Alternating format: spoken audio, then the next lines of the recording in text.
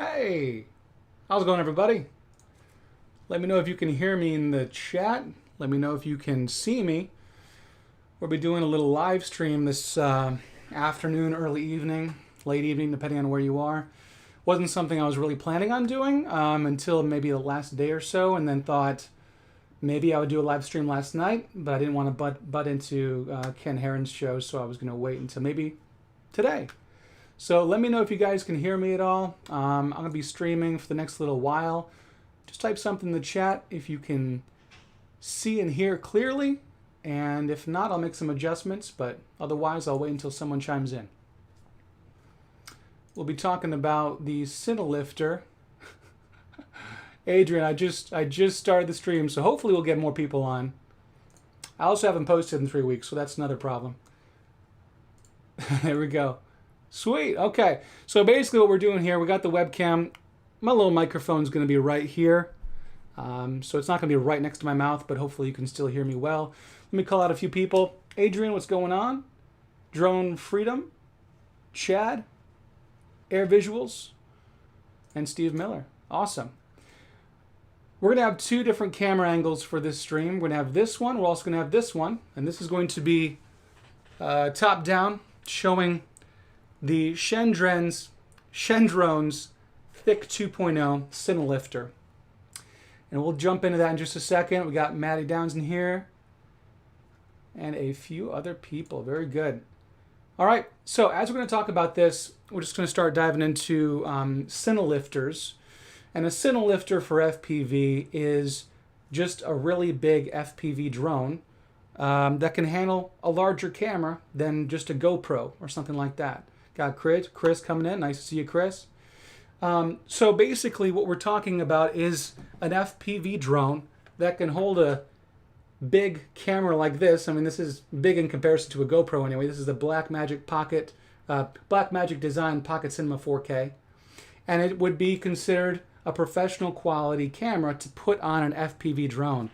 Now, if you've been watching my channel the past few years, I've been using drones that just have a GoPro on them, which can get you by, and it's good for hobby use. It's also good for some professional use, but sometimes it's going to require, if you're going to be using a drone like that for some commercial gigs, it may require that you use something a little bit better. In that case, you're actually using a real camera like this. So we'll be talking about the Shendrones Thicc 2.0 today. Shendrones Thicc 2.0. It's got 8 motors on it, and I brought this out on a couple different live streams over the last few weeks and months, but never really talked about it to any great extent. I thought I would do a live stream just to kind of talk at length and maybe answer some questions after we've gone through some of the specs and such. So we have 8 motors on here. Let's go back to the top-down view. The top-down view is a little bit overexposed, but that's because all the components on this are black. So I thought I might be able to show you better if I overexpose the table a little bit, and that way all these black components you'll be able to see a little bit better. So let's zoom in just a hair. And so as we can see here, we have 2 motors per arm, which is pretty phenomenal. These are 7-inch props. These are 7 by 4 by 3 props, and the motors are Brother Hobby 2206.5 1300 kV motors. And so when you double them up on the arms like this, we're going to be able to get the thrust that we need to hold a big professional camera on here. Now there are drones even bigger than this that can hold even bigger professional cameras, but right now we're just pretty much talking about some sort of handheld style like this, the Blackmagic Design Pocket Cinema 4K. And so this plate on top right here is where that camera would sit, just like that. And there are some threaded mounts that go through the top plate so you can connect this camera very nicely to the top plate. I actually also double that up by putting some straps over the sides of this camera, and they go through the plate themselves too. So just in case that threaded mount were to break or at least wiggle free, we're still going to not have this fling off, which is a great thing. So anyway, we're going to be continuing to talk. And let me know, guys, if you can still hear me as I go back and forth between camera angles. I just want to make sure that this this microphone is going to be working well. This one right here, it's kind of pointed between the two directions that I'm facing. Let me call out a few more people. We got, oh, Chris from Doc Murdoch. Nice to see you again. The Knowledge Within. Hello, hello. I'm hoping not to miss anyone this time. There have been a few times where I've missed just a random name just because I wasn't actually paying much attention. All right, so we're going to zoom back out on this camera, and we're going to go back to that view. Another benefit to this style of quad when you're using like a professional, like a handheld camera like that, is it's a dead cat design for the frame. And so the front arms are pulled back a little bit. They're not quite as far forward as the rear arms are backwards. So in a Truex design, these are actually kind of brought back a little bit. They call it the dead cat, like dead catting a frame. So that way that these propellers are not going to get in a wide angle shot. So with this camera, I'm actually using a pretty wide angle lens, and that's going to help to not get the props in the shot to have these motors and these props back a little bit further. Now, as we're talking about this type of thing, I'm going to come back to this camera here. There have been two different opportunities in the last few months that I would have loved to have something like this. I've done some professional gigs with FPV, and I've always used like a GoPro Hero 8 or a Hero 9. Well, in the video description, there should be in the video description two different links. You don't need to click them now unless you want to. One is to Helix series video by McConnell Studios, and then one is a video from Adidas Women's YouTube channel. And both of those videos I did FPV flying for. And the Adidas video was a huge production, actually. It was a big crew. The McConnell Studios video was just more me flying both day and at night. And in both of those situations, it would have been able to have it would have been great to have a better camera to use, especially at night in the Woven or the Helix series video where I do some flying at night, and I was using a GoPro, and I was trying to jack up the ISO and try and do as much as I could, but really it wasn't doing that great with low light conditions. So that's what was the killer there. For the Adidas video, you had all these people using red cameras and all these big cameras, whatever it was, I don't even remember. And here I am delivering GoPro files on a micro SD card, and that felt a little bit strange. And so it wasn't really providing the quality and the post-production process that I think they were looking for.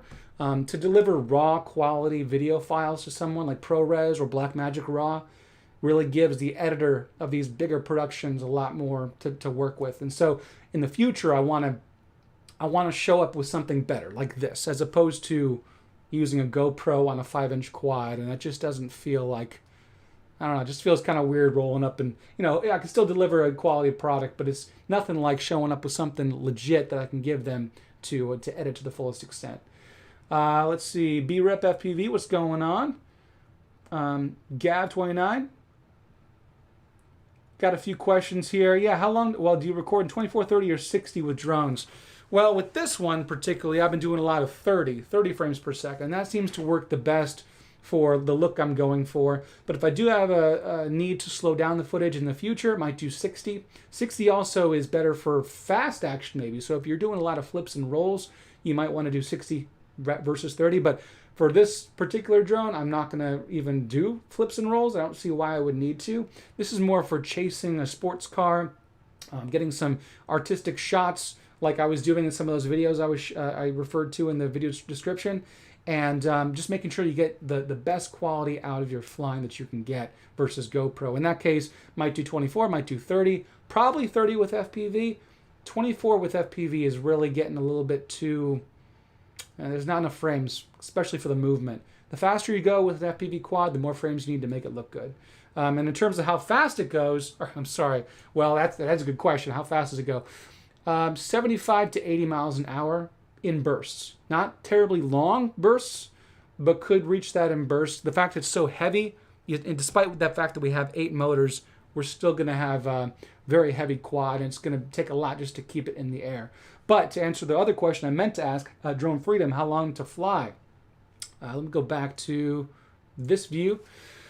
We have two different battery selections, and I've been kind of going through them and seeing what works best. We have this one, which is the China Hobby Line 5,000 milliamp hour 6S battery, and so this is a 6S capable quad.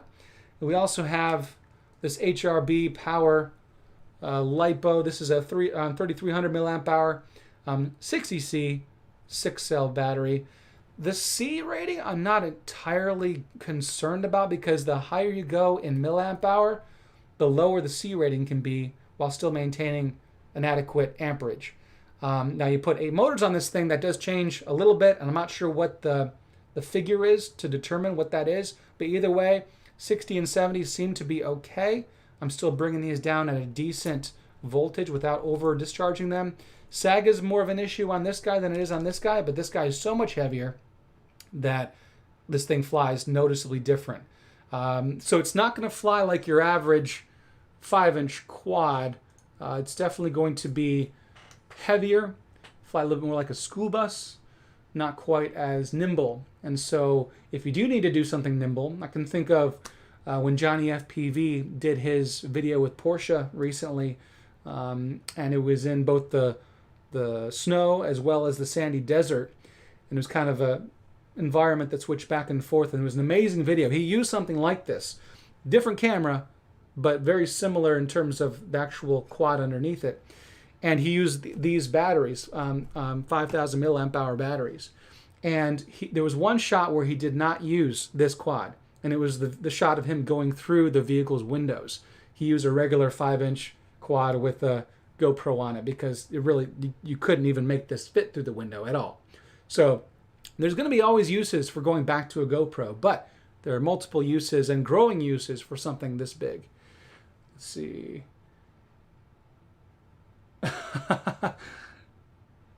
Very good. That's awesome, guys.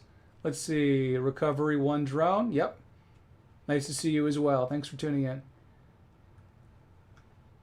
Ovary D. Cool. Thank you very much. All right. Going to keep talking about this. We went through the batteries. 2 different sets of types of batteries. Oh, here's also something. Let me go back to my overhead cam.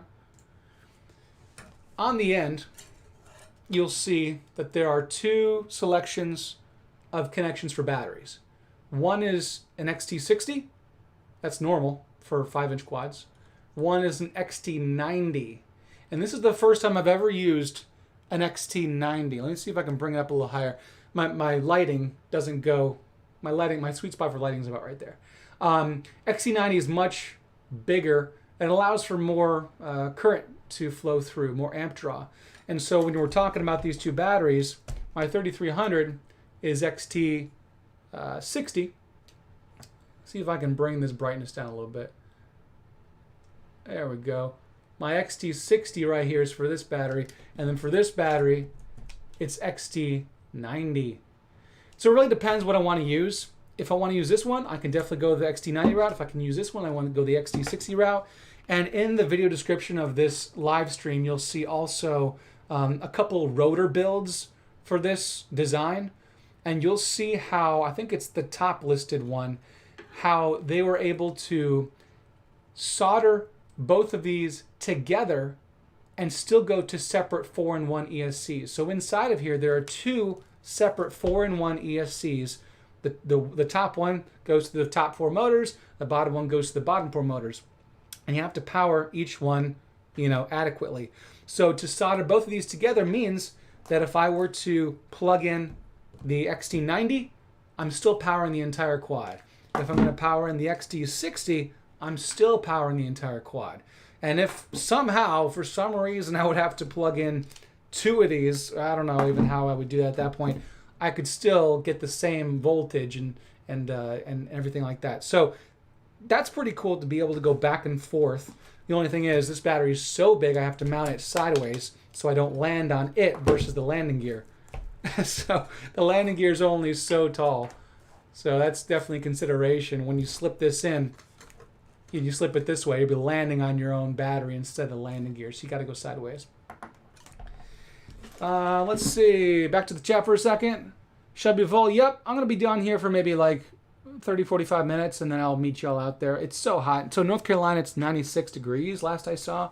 I know it's not hot for some people, but it is hot for me, especially if I want to go to a parking lot and stand out there flying. All right, so control protocol. We have Crossfire, and this is Crossfire Diversity Nano in there. Can't really show you because I got the plate on there, but Crossfire Nano Diversity is how we're going to be controlling this. We have two different antennae, one right here and one right there. And they are, at right angles of each other and also on opposite sides of the camera. So when I mount the camera on here, I'm not going to be blocking the Crossfire signal because one's here and one's here. So if I'm flying away from myself, I'll be using this one most likely. If I'm flying toward myself or to the right a little bit, I'll be using this one most likely. And so that way we're going to have diversity, and we don't have to worry about this camera blocking so much, along with the battery and the carbon fiber, which already block a lot of, control signal, or at least possible. And then we're using the DJI digital FPV system right here. Let me see if I can brighten this up again, because I know it's black, so it's hard to see. There we go. We have the two antennas right here, and then the camera and the air unit. We're using a full-size air unit right there. We have a GPS module. I don't use it very much, but it's nice to keep track of where the drone is with the indicator. I can set up return to home if I want to. And then I also have a ViFly beeper. So if I do crash this and I have trouble finding it, this will start beeping really, really loud. And it's externally powered, so if I get a battery ejection, this will continue to beep for like 3 days or something like that. So it's got its own little 1S battery in there. What else before we get to the flight footage? Oh yeah, so we do have a flight controller in there. What is it? Gosh, is it a Maytech F722 HD? I believe it is. And then we have Hobby Wing. Oh gosh, I should have looked this up. 50 or 60 amp 4-in-1 ESCs. Anyway, we'll take some questions after that, but we're going to talk a little bit about flight footage. So what I'm going to do is queue up some stuff. And we're going to go with the first clip here. And this is the first flight that I took with the Cinelifter. And this is using a Panasonic GH5. And this is really literally my first flight with the camera on top of this thing. And I was kind of freaking out. I'm going somewhat fast, it seems, but I also have a wide-angle lens on there, which makes it look a little faster. But this is basically how stable it is without adding post-production and also without some of the fine-tuning that I was able to do afterwards. You'll see there's some movements, some jitters that I'm not really happy with. And so this is the first flight. You could just kind of tell it's not tuned amazingly, but also I'm just kind of taking it easy and getting a feel for it. Before I put a real camera on there, however, I did put a dummy weight on there. So there's a camera stabilizer that I have, like a physical camera stabilizer with counterweights. And I kind of put it on the top of this thing, as many as would kind of be the same weight as a camera. So about 2.5 pounds worth. GH5 with the lens on is about 2 pounds 4 ounces, maybe. 2 pounds 6 ounces, maybe. I can't remember. And so anyway, I put just as many weights on there as it would be for the camera to be on there. And that way you can kind of get a feel for it and see if it's going to have any issues. But there's us kind of all flying there. Got a couple of people taking pictures of it because it was a novelty at the park. And it was just really cool to kind of experiment with it. We're going to go on to another clip, however. So this is going to be later on after I've tuned it a little bit and gotten familiar with it. And this is the Blackmagic Pocket Cinema 4K. And I'm going a lot faster with it, probably too fast, but to be honest, I was just trying to get a feel and to see how it reacts going a little bit faster. And it is happy going fast. Some of these smaller turns, I did find that I was being a little more jerky on the sticks. It's just not quite as controllable for micro movements. But kind of hauling around here, it felt pretty good. Still needs some stabilization to be applied, I think. So probably going to be investing in SteadXP, which is an external gyro you can add to the top of the camera, and then it records gyro data and allows you to stabilize the camera in post-production. Another way to stabilize this footage in post-production, oh, by the way, let me show you that. Let me reverse, let me play this again. At the end there, see how I'm landing? I'm trying to be cautious, trying to land completely level. That's because when you land on this thing, and I'll go back to this camera angle. When you land on this, on the ground, on concrete, these propellers are extremely close to the ground. So if you don't land completely level, you're going to start chewing up the ends of your props. So that's always a consideration you need to make whenever you're landing it. You need to make sure that this thing is completely level. Now you could maybe add like angle mode to your controls or something and then make sure this always lands nice and neat. I've just tried to be careful and I've kind of gotten the hang of it, but I did notice landing, if you're a little bit off at all, you're going to start chewing up your propellers as this thing wobbles down like that. So that's definitely a consideration that I had to, had to consider. Let me go back to this clip. So this is a faster clip, and this is me really pushing the speed and the mobility of this quad with the huge camera on there. Kind of got me a little concerned. I'm probably going too fast, but hey, you know what? Why not? I have insurance on this camera as well. I think if you're going this expensive with a payload on a camera, you really need to make sure that you do get some sort of insurance. Let me try and play that one more time. And then let me bring up a few more things. I'm going to read a couple more comments. Red XL or Rel XL, what's going on? Thanks for tuning in. So again, this is the Blackmagic Pocket Cinema 4K camera on a Cinelifter quad, which is, in my opinion, pretty terrifying, but we're making it work. So we're going to go back to this camera view. Since those videos, I applied another upgrade to this setup. They're called Alphagel. And let's see if I can get, maybe I'll zoom in with the camera. All right. You see right here, there is a gap between the topmost plate and then the next plate here. You also see, well, if I can do this on camera, it's kind of spongy. There's a sponge factor to this, and that enables this whole thing to move up and down a little bit. See that? And so we have 4 of these Alphagel grommets on each one of these connection surfaces. That might be the best one to show right there. Alphagel. And they're not cheap. Although I hear that maybe there's an easier way to get your hands on some of them, but we'll leave other people to talk about that. They look like this. I bought some extra ones for $11 a pop. That's why they're they're expensive. Anyway, so Alphagel. Oh, right there. Okay. So inside there's a little brass bushing, I think you'd call it, and then there's a spongy material. And the great thing about this is it's not going to get hard in the winter, and it's not going to get overly soft in the summer. It's going to maintain its sponginess the way it currently is in room temperature in all seasons, hopefully anyway. So that's what I've applied to these, and I got some extra ones just in case. And because I'm not sure how, I mean, they seem durable. They better be durable at $11 a pop. So let's go back out. And so since then, here is a clip of me flying with the Alphagel. And we're not flying quite as fast, perhaps, but we're also trying to look and see for all these little micro oscillations and see if maybe we've helped them out a little bit. As I get higher into the sky, there's more wind. I'm seeing a little bit more oscillation in the video. And as I turn right and go toward the skyline of Raleigh, I'm definitely seeing some more oscillation there. But when I say more, I mean like more in relation to, you know, when I was lower in altitude in the same flight. But I still think it's pretty good. And this is still not post-production stabilized. This is straight out of the Blackmagic Pocket Cinema 4K, which I think is pretty awesome. You know, I'm getting there. I'm getting there.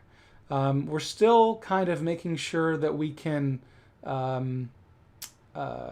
get good quality out of the camera itself before we apply stabilization. That way, when we do get SteadXP or some other stabilization offering, we can get the best results out of that. Now, Big Rep FPV wants to clarify the question. The Blackmagic cinema body is offset if you center the lens on the airframe. So does it make it for an unbalanced flight via the Z-cam? Well, so what I do is I don't center the lens on the airframe. Now, I guess I could technically if I want better access to the battery bay, but the way that I have it now, and once this video finishes playing, I'm going to show you, I actually don't have the lens directly on the frame. I have it a little offset. I've drilled 3 holes into the top of the plate through some added like spongy material to help further reduce vibrations and oscillations, and that I've drilled 3 holes. And so if I want it directly center, I can use that one, and if not, I can do it elsewhere. Let me go back to this and I'll show you. I have these 3 holes here, and let's zoom in a little bit. So if I use the threaded mount here, it's going to be on the leftmost hole. So the lens is not center, but the body is. And I find that's a decent center of balance. There is another hole. I think it's about right here. I think that's squishy. And so if I need maybe a balance between the two, I could put it here. That does extend the camera further, but that also means all I have to do is just pull the battery back, and then I'm still maintaining my center of balance, center of gravity there. So either way, so far, what I've done is just have it a little off center with the lens. And then even though I can't access the battery very easily because the battery is right here, and that's really difficult to get at without taking off the camera itself from the frame, all I need to do really is on the side plug in power and charge directly from the camera while it's on the drone. And so the way I fly these, I fly them kind of sparingly. I don't go through more than 1 battery in one session with this thing. Usually I can do all the batteries I own, which I have 6 out of all these, and still be using the same Blackmagic Pocket battery, and then just charge it on the bench just like that. So that's, I guess, the lazy way to do it, but it's also the way that I guess I do it now. By the way, an interesting thing about mounting this, I was talking earlier about adding straps. So I would add some battery straps around like this to secure everything, and it takes 4, and then you join them by the metal, and so it takes 4 to do that. Well, the Blackmagic Pocket Cinema 4K has a record button right there, and so as you're doing this and you're putting a battery strap around here, you're actually pressing in that button. So what I did, it took me about half an hour. I didn't realize how difficult it would be. I thought I could just pop it out, but it's actually like it's got a rubberized sort of seating to it. I just popped out that recording button. So now this is the only recording button. Just had to do it, you know? All right, let's get back to it. Is there a way to get in contact with you outside of YouTube? Yeah, blah, blah, blah, blah. Yes. Looking for a beginner drone. Yeah. So if you go to my YouTube channel, and you go to my About page, you'll find my email address, basically under Business Contacts. You'll find my email address. And if anyone else has questions, let me know. All right. So what else can we talk about? Oh, yes. So one more clip. So this is an example of using warp stabilizer. Now, warp stabilizer is a quick and easy way to stabilize your footage with using Adobe Premiere, but it's not something that you necessarily want to use long term. I can get by using it. I mean, obviously it's right here. Excuse me. But yeah, it doesn't. Drone shots, why are you laughing? What's up, Chuck? I didn't mean to even say that. All right, so anyway, this is the warp stabilizer. Now, this is not something that I want to use long term. This is something I want to use until I get my SteadXP unit from SteadXP, but apparently they're all sold out. Apparently those SteadXP external gyro stabilizer units that you can add to a camera are in hot demand right now. And I guess that's because of rigs like this. So, oh yeah, Drones House, I see what you're saying.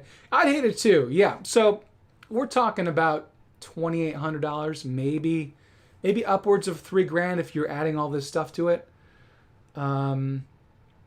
But for the most part, you just try not to crash it. You fly it as if you would never crash it. So I'm not rolling it, I'm not flipping it, I'm not power looping it. I'm just taking it easy, you know? And so anyway, as you see in this warp stabilizer clip, you'll see little jerks here and there, and it's not perfect. Every once in a while, some of the faster movements, you'll see a little hiccup like right there, and maybe right there too. But it is pretty smooth otherwise, and this is 3% stabilization. How's the tuning process? Well, it's if you build it right, then the tuning becomes easier. But I did watch, oh God, what was it? UAV Tech, I think, on YouTube. If you just search 7-inch tuning guide, or maybe 7, 8, 10-inch tuning guide, because I think that might be how he labeled it on YouTube, you'll see a guy who talks about tuning these bigger, heavier quads up to 10-inch in size using Betaflight. And so I think we're using like what, Betaflight 4.2. So we're using a couple different of the sliders in certain ways, and he just goes through the process. So you just follow that. He's got a guide in PDF form as well, and he really helped me out. So anyway, that's pretty much what we're working with there. And I don't have the PIDs for this particular quad on hand right now, but maybe I'll add them in the video description later on. Now, with the Thicc 2.0 frame here, it comes with, let's see, some 3D printed mounting styles.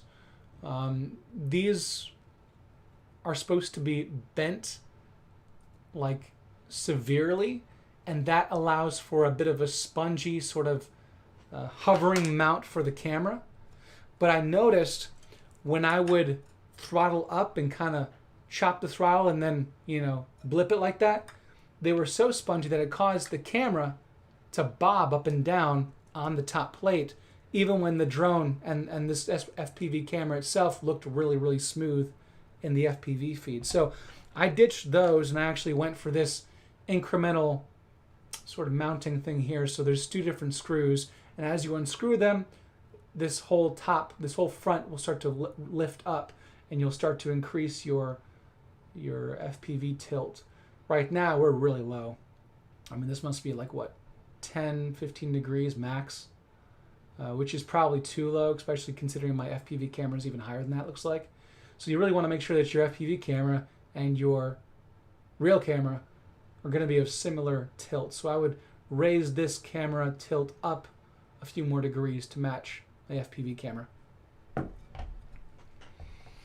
So again, guys, if you're interested in some of the things that I did to make this build, you can go into the video description and you'll see 2 different Thicc rotor builds. It says build and then build 2. And so both of those are kind of like a conglomeration that I made into mine. You'll see certain things in the first one and the second one that I've kind of combined to make my own. You'll also see a link to the camera that I made, or that I bought, but also 2 videos I made. One is called First Test, and one is called the BMPCC with Parents in Wilmington. And that was a little handheld test that I did with the Blackmagic Pocket. Just kind of get more familiar with it, because if I'm going to be putting this on a quad, you know, or well, I shouldn't say a quad, octocopter, I really want to make sure that I know how to use it in all ways. And then the last 2 of those, the Adidas video and the Helix series video, are videos that I referred to earlier. So that is pretty much it that I can think of, unless I'm missing something. I weighed this right before the live stream. All up weight is about 7 pounds. Maybe a little bit less, but if I'm going to be putting the SteadXP gyro on top, we're going to be adding a little bit to the camera. So I would just say 7 pounds. I don't know what that is in kilograms, but I'm sure someone could do the conversion. Yep, Betaflight, Chuck. And nope, Air Visuals, I do not use a PDB. I'm using, let me bring up that rotor build, and I can quote you exactly what I'm using. So this is going to be the Hobbywing X Rotor Micro 60 amp 30 by 30 4-in-1 ESC, and that has a BEC as well, and then also the F722 HD Maytech Systems flight controller. So those are what I use in that first link to rotor builds for this. And then the motors are different. So you go to rotor build 2, you'll see my Brother Hobby Avenger motors. Now you'll also see in this link the propellers are HQ prop 7x4x3. I do use 7x4x3. I tried 8-inch props and I was getting a lot of oscillations. I think they were also higher in pitch than I should have had. So I went back to 7s. They seem to be working just fine. And then, of course, for receiver, I'm using a Crossfire Diversity Nano as opposed to, you know, whatever else they're using there. So camera tilt, yeah, camera angle. This is going to be usually 20 to 25, I think, for something like this. Probably 20-ish, but it depends. If I'm going to be chasing something, years ago I was doing a lot of work for Yahoo Autos, Popular Mechanics, Car and Driver, and I wish I had a drone back then, to be honest. They eventually got their own videography team. Well, they've always had their own videography team, but if you ever search Ezra Dyer on the internet or on YouTube, you'll find a lot of his work with Yahoo Autos and Car and Driver, Popular Mechanics. I've shot dozens of vehicles for him in the past, and it was always ground level until maybe 2017. Did some work with the Phantom and that type of thing, and then he stopped calling me. He got some in-house guys. But either way, this would be awesome to chase at a racetrack or something like that. But I would definitely raise that camera even higher. So in that case, if it's a chasing situation, we're probably talking 30, 35 degrees. And we just have to kind of play with it. We would do maybe one test and see. I have a friend with a Challenger Hellcat, and I've been trying to get him to allow me to chase him down the street with it. He keeps saying he doesn't have his vehicle detailed yet. I'm like, come on, man. Get your vehicle detailed. We got to get out there. So hopefully, but while it's still good weather, we'll be able to do a test run with a Hellcat, and that'd be a lot of fun. All right, let's see. Seal King, thank you for joining. I'm not sure what you're saying. Must be a different language, but thank you for watching. All right. Any other questions about this, guys? I will say I'm not a huge fan of the way that this gets mounted. So you mount it with these little screws here, and they go through the top plate into the camera, and you secure them nicely. But it's kind of a pain to get in there and screw it down. And that's probably the weakest part about this whole process is camera being put on, camera being put off. Very frustrating. So maybe one day there's a better option. Maybe you have to go with a Sicario or something like that. But either way, with the Thicc 2, which is this particular frame, that is a weak point, I think. Let's see. Yeah, so when you watch, I referred to it earlier, the Adidas video in the video description, there are 2 shots that are mine. The rest are taken, you know, ground level, whatever. It was kind of funny because when I showed up, they were asking for an FPV flyer. So they hired me like a week or 2 in advance. And they wanted, they said FPV. We think it's like the hot thing. We heard about it. We're interested. You know, we heard that you're an FPV flyer. What can you bring? What can you do? So I sent them some information about the drones that I use. By the way, Air Visuals, that's a good thing. I got to make a note. I have not conformal coded this, but that's I'll make a note on my phone as we talk. So they asked about like what can I do? I sent some examples. Well, when I finally got on set, we were in this awesome place. It was a really cool location. It was off the cliff of a rock quarry, and it was early in the morning, and they didn't really know what to do with me because they kept asking for me to fly in straight lines. Now, if you know anything about drones and how to capture footage, well, that sounds more like something a Phantom would do, or a Mavic, or a GPS drone like that. Auto hovering, stabilized. And so when they're asking me to fly in a straight line, I think, well, why are they, this is weird. They're watching the FPV feed in Amsterdam and Germany.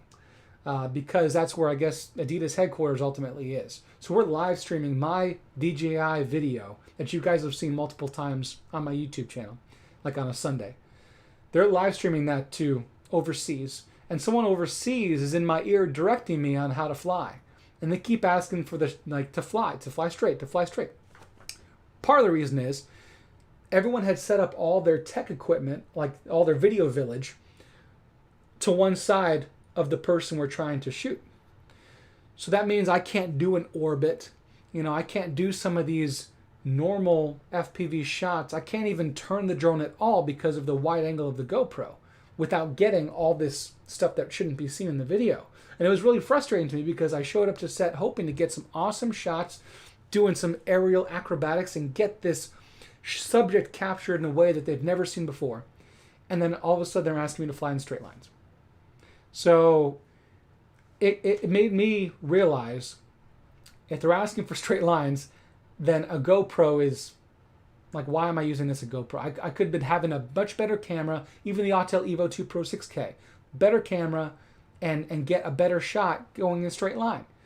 So anyway, part of that also was when it was time to offload the footage, I give them a micro SD card, and they don't really know what to do with this. So this isn't like this isn't an SSD. This isn't like we don't even have a micro SD card reader. So it was just kind of lackluster to come with a GoPro and to try and shoot with a GoPro when this was a many dozens of thousands of dollars job, ultimately project with a huge budget. And here I am flying with a GoPro. It just felt a little odd. So anyway, that was part of what got me into being interested in this type of thing. And be able to quote a little bit more money per hour because, if you do show up with maybe a 5-inch quad with the GoPro, can you still charge as much per hour as someone who's flying something like this? Maybe, maybe not. Depends on what you're being asked to do. If you're flying over water or doing something a little more daring, then maybe, yeah, GoPro would be all you could use or all that would make sense to use. But in some of these other situations, we're seeing FPV being used more and more in commercial situations. I think this might be the way to go, and to always have a regular FPV quad with a GoPro as a backup or as something you can use to supplement the shot. Thanks, Drone Shots, for allowing people to smash the like. I appreciate that. You also have an Inspired 2 to use your business, or is return on investment is all FPV. I have just like the Autel Evo 2 Pro 6K, and I have the Mavic Air 2S. And that gets me by for everything I've ever been really called to do. I haven't been called to do big productions for those types of drones. But for FPV, I do mainly have like the 5-inch variety with the GoPro, and then I am starting to use this as well. Air visuals, I chose to use the Thicc over the Sicario because, first of all, the price, although adding the Alphagel grommets and the extra plate kind of brought it back up to the Sicario's level. Sicario, I always thought, was also made and designed for box-style cameras, which would be like the Panasonic, what do you call it? It's their cinema box style. It's relatively new. Can't recall what it is right now. But then also like the Red Komodo or a few of these other box-style cameras that really work best with the Sicario. This seemed to work better for the wider Blackmagic Pocket. Get it up above the propellers and just, it just seemed to work better that way. But yeah, originally it was price. I bought the frame a couple months before I bought the other components. And I thought, well, I'm just going to slowly build this thing And over time, I realized, oh, maybe a Sicario would have been nice to have. But either way, with this camera, I do think that the Thicc works just fine. BGH1, that's exactly right. Thanks, Chris. Thank you for staying in here, too. Let me finish my note about conformal coating because that really is something I need to do. Conformal coating. There we go. Thank you. Z-Cam, yep, that's the other one. So I know Johnny FPV used a lot of the Z-Cam, especially for those slow-mo shots with Porsche. I think Z-Cam has some great slow-mo options. I'm not sure to the extent that they have slow-mo, but I think they get 4K at many, many frames a second, so that's awesome. Let me just talk a little bit about, as we're kind of nearing this, I'm not even sure how long I've been going. I've been going 45 minutes. Okay, so for the last little bit, I just wanted to break away from the topic a little bit and talk about what's coming up next. So I'll be doing a video a little bit different about the Insta360 Go 2. This is my next little project, and I'm going to review this. I think it has good potential too, because not every environment you can fly this thing. In fact, I'll tell you this. At that Adidas gig that I was talking to you about, one of the requests that they had was if I could fly through the person's legs. Now, the person is doing yoga on the edge of a cliff, and the request was, do you have something that we could fly through her legs with? At the time, all I had was the HGLRC Veyron with a GoPro. It didn't fly very well in wind, and it was windy out there. If I had something like this, then oh my gosh, I totally could have done it so much better. They didn't even use the shot. But this right now is set up, this is the Beta FPV, Beta 95X version 3. And the way I have it currently right now is I have a mount on it for the Insta360 Go. And I'm going to be putting out some footage of me. I was flying just yesterday over some interesting wilderness with this particular camera. But either way, there's always going to be value in a small camera that can produce quality results. Now, I'm not going to say the Go 2 has the quality of a decased, like Hero 8 Black or something. It doesn't. But either way, having a small video taking device at the ready is also going to be very helpful for situations like that, where they just need a little tiny something to fly through. You know, we were talking about that bowling alley video from a couple months ago that got everyone all excited about these fly-throughs of various commercial buildings and stuff, restaurants, movie theaters. And more than likely what that guy used for some of those shots, which were pretty tight, is something like this with a Hero 8 decased GoPro. So in that case, I mean, if you really want to have a fleet of drones that can do it all, you would want something like this as your big boy. But you can't ignore the fact that some of these smaller devices can still get the shot in ways that this never could, in ways that nothing ever could. So that's really awesome to be able to have choices and options. So this is my next video. It's going to be about the Insta360 Go 2 on a drone, but also me longboarding and having some fun with it on a selfie stick. It's just going to be a good time. Alrighty.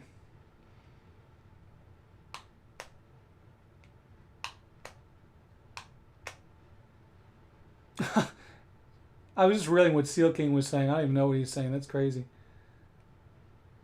You did this act. You did not act perpetrator. I don't even know what that means. I'll have to assign some mods in a second here. Hey, what's up, Riddy? Riddy, we're about to fly in a little bit at the spot. Let me know if you're going to go out there. All right, so that's pretty much it, guys. I know, just impromptu stream.